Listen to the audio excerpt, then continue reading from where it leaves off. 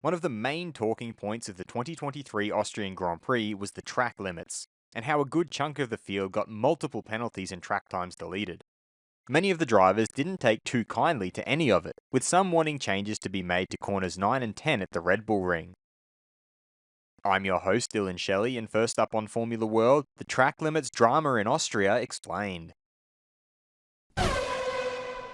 Austria is one of those tracks where a lot of time can potentially be gained by taking a wide line through corners 9 and 10. The FIA had previously made it clear that any time a driver goes wide of the white line with all four wheels, it would be adjudged a track limit violation. While this rule is applicable at every track F1 goes to, the Red Bull Ring proved to be a real bane for many of the drivers. It started on Friday when multiple drivers had their lap times deleted during Friday's qualifying, with Red Bull's Sergio Perez ending up as the big name failing to make it out of Q2 as a result. Checo had the following to say.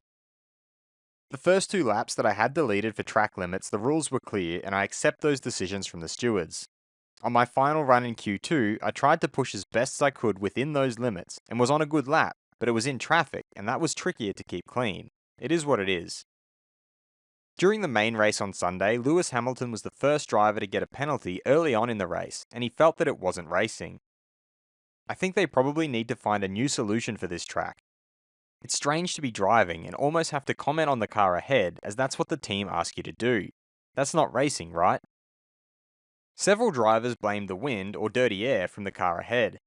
Ferrari's Carlos Sainz was one of them. In the race, you have the dirty air of the car in front, which washes you out of the corner even more, which makes it even more tricky to stay. You're no longer fully in control how the car reacts to the dirty air of the car in front. Williams driver Alex Albon was another.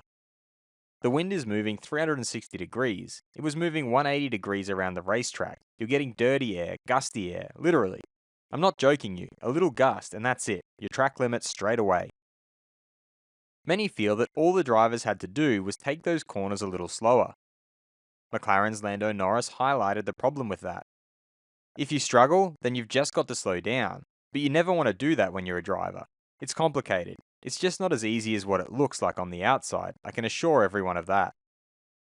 Another problem faced by teams and drivers was that they were often informed about their first track limit violation 15 or more laps after the fact. This is why the results changed again, hours after the race.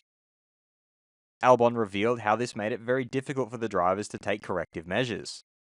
I basically got told my first strike was lap 20. I thought, that's pretty good for me. So that was it. I got lap 20. I thought lap 21, play it safe. Got another strike. Lap 22, play it really safe. Got another strike. Lap 23, penalty. By that point, I wasn't even using the exit curbs, and they were like, oh, sorry, that was from 15 laps ago. It's like, well, you can't react at that point. You can't bring it in, and it's all gone. The FIA has since acknowledged that the race in Austria created an unprecedented issue, and they issued the following statement. Regarding the track limits infringements at the 2023 FIA Formula 1 Austrian Grand Prix, we note that due to the specifics of the circuit layout and the propensity of many drivers to repeatedly drive outside of the boundaries of the track, an unprecedented situation arose, which resulted in all potential infringements not being able to be reviewed during the race. During the Grand Prix, race control was tasked with reviewing well over 1,200 instances where a car was reported as potentially leaving the track. The statement concluded by highlighting what could be done for the future. In order to address the issue for future events, we will renew our recommendation to the circuit to add a gravel trap at the exit of turns 9 and 10. We note that while this is not a straightforward solution in relation to other series that race here, it has proved to be very effective at other corners and circuits with similar issues.